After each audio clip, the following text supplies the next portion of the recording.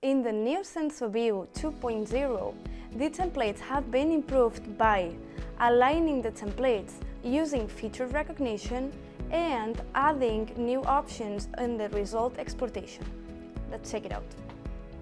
The first improvement, the smart matching, looks in the dataset for the same structures of the topography's template.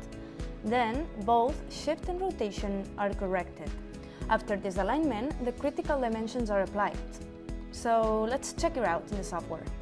The template contains the following critical dimensions.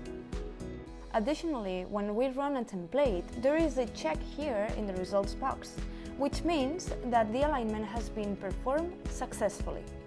Now, I'm going to open one of these files, and indeed, the critical dimensions are in the right places of the topography. By default, the smart algorithm uses the whole topography of the template for doing the matching. However, in some cases, a distinct feature on the field of view can be a matching reference alone. So, we can configure the smart matching to only use that feature for the alignment, and we'll end up with a much faster analysis process. Another exciting thing is results management.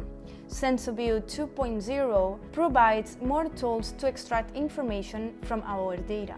Initially, in the analysis with templates, all the topographies were saved with the applied analysis. Besides that, now we can export an Excel file with the results. By default, it is saved where all the process data is. Furthermore, we can add some statistics by, for example, critical dimensions number to the Excel file. So, we would end up with an Excel file with all the measurements, plus the mean, max, minimum, and other calculations from every critical dimensions number. And that's everything for the templates. I hope it comes in handy, and see you in following videos. Bye bye.